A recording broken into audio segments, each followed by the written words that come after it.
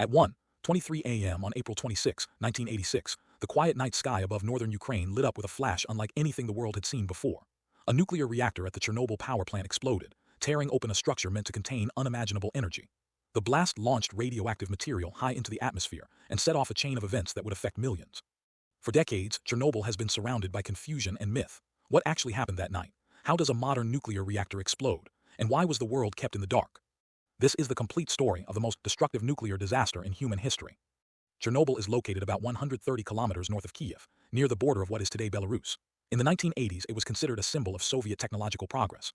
Nuclear energy was a point of pride for the USSR, seen as clean, modern, and powerful. Thousands of young Soviet families moved to the nearby town of Pripyat, attracted by stable jobs, affordable housing, and a carefully planned community that represented the ideal version of Soviet life. Pripyat was a young city.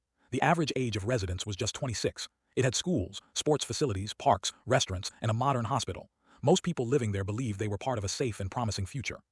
Reactor number 4, the reactor that failed, was part of a group of 4 reactors. Each of these used the RBMK-1000 design, which relied on a combination of graphite and water. The design was powerful and cost-effective, but it had several dangerous flaws, including instability at low power and a tendency to surge under certain conditions. These flaws were known to a select group of scientists, but they were not shared widely with plant workers. Many operators believed they were controlling one of the safest systems in the world. On the night of the disaster, a safety test was scheduled. The purpose sounded simple. If the plant lost power, the operators wanted to know whether the reactor could keep cooling itself long enough for emergency generators to start. It was a test meant to improve safety, but poor planning and lack of understanding turned it into a fatal experiment. The events leading to the explosion started more than 12 hours before the actual disaster. On April 25, the day shift began lowering the reactor's power output. They expected to begin the test in the afternoon, but the regional grid requested continued electricity production due to demand. This forced the operators to delay the test and keep the reactor running longer than planned. By evening, the schedule was already falling apart. When the evening shift took over, they were tired and did not have full details about the morning plan. Communication between shifts was often brief, rushed, and incomplete. Instead of canceling the test, management insisted on continuing. Late at night, the night shift took control. This group was the least experienced. Some had never performed this type of test. Others had limited training, and the pressure to follow orders was high. The Soviet system rarely allowed workers to challenge instructions from above. To perform the test, operators reduced the reactor's power. However, due to a mistake earlier in the process, the power dropped extremely low. This placed the reactor in a dangerously unstable condition. The operators attempted to raise the power again by removing more control rods than safety guidelines allowed.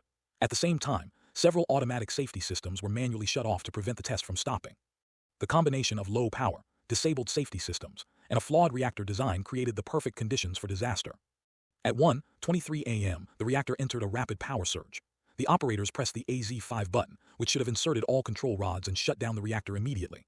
Instead, the rods caused a final spike due to a design flaw in their structure. A massive steam explosion shattered the reactor, destroying the core. A second explosion followed, blowing apart the entire building. Pieces of radioactive graphite were thrown onto the roof and surrounding areas, glowing with heat. Flames burst from the reactor hall, and a column of radioactive material rose into the night sky. Inside, workers were thrown off their feet. Outside, firefighters arriving at the scene saw only fire and smoke. None of them were told the truth. They were entering one of the most dangerous environments ever created. The first firefighters reached Reactor 4 within minutes. Their training prepared them for electrical fires, building fires, or chemical incidents. They had no preparation for nuclear radiation. Some firefighters climbed onto the roof of the building, where burning graphite fragments lay scattered. They picked them up with their hands, unaware that the material was radioactive and hot enough to cause burns through protective gloves. Within an hour, many firefighters reported metallic tastes in their mouths, dizziness, nausea, and severe headaches. These were early signs of acute radiation syndrome. Yet they continued working, driven by duty and unaware of the danger. Inside the plant, chaos took over. Alarms were sounding. Equipment was failing.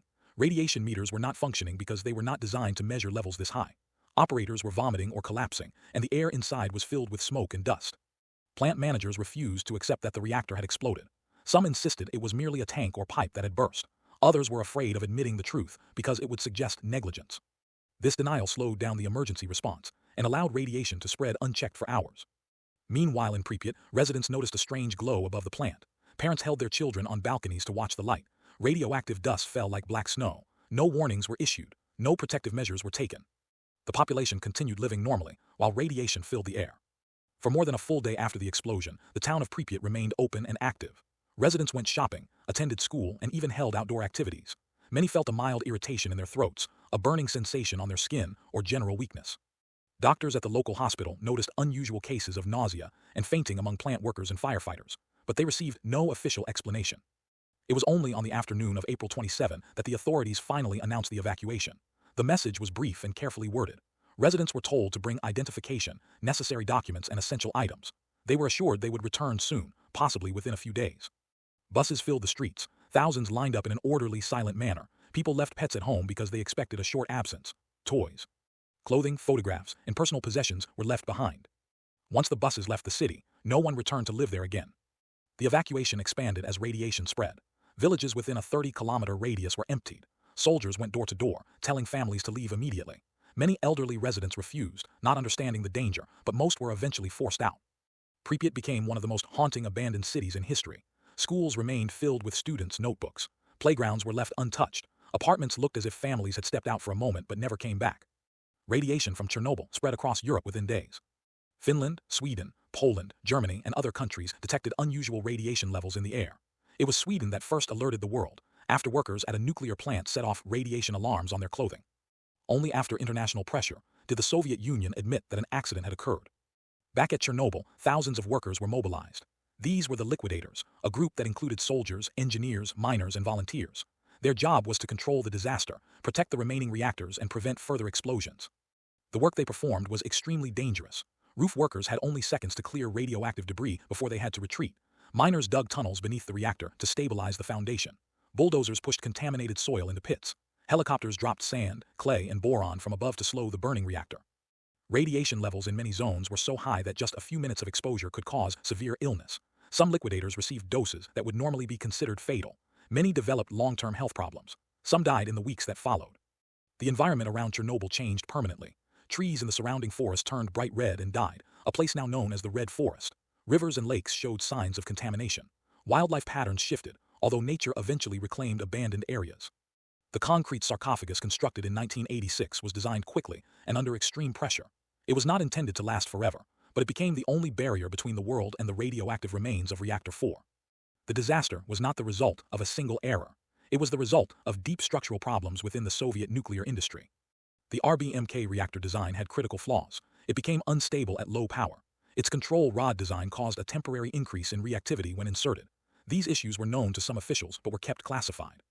The staff at Chernobyl were not properly informed about these risks. Many believed they were operating a safe system. Training programs were outdated, and communication between engineers, managers, and government officials was weak. During the test, operators disabled multiple safety systems to prevent unwanted shutdowns. They believed they needed to push through the test and complete it. The pressure to follow orders was intense. Questioning instructions was seen as insubordination. The culture of secrecy in the Soviet Union made it difficult to report problems. Admitting mistakes could lead to punishment or career damage. This attitude prevented operators and engineers from stopping the test even when conditions became unsafe. Chernobyl was not just a technical failure. It was a failure of leadership, transparency, and safety culture. The consequences of Chernobyl reached far beyond the borders of Ukraine. The disaster damaged public trust in the Soviet government. It revealed weaknesses in infrastructure, planning, and crisis management. Some historians believe the disaster played a significant role in accelerating the collapse of the Soviet Union just 5 years later. In the aftermath, international organizations pushed for new safety regulations. Nuclear plants around the world reviewed their systems, improved emergency planning, and upgraded monitoring technology. In 2016, a massive steel structure called the New Safe Confinement was placed over the old sarcophagus. It is the largest movable structure ever built on land and is designed to contain radiation for the next century. Today, the Chernobyl exclusion zone covers about 2,600 square kilometers. Despite the radiation, wildlife has returned in surprising numbers. Wolves, deer, and birds now roam freely through abandoned fields and towns. Human life, however, has not returned. Chernobyl stands as a reminder of how a single night can change the world. The lessons of Chernobyl remain clear. Technology demands responsibility, safety requires honesty, and when the truth is hidden, the consequences can last for generations. Before we end, if you found this explanation clear and helpful, you can subscribe to the Chronicle Room. This channel brings you detailed stories from world history in a calm and thoughtful way.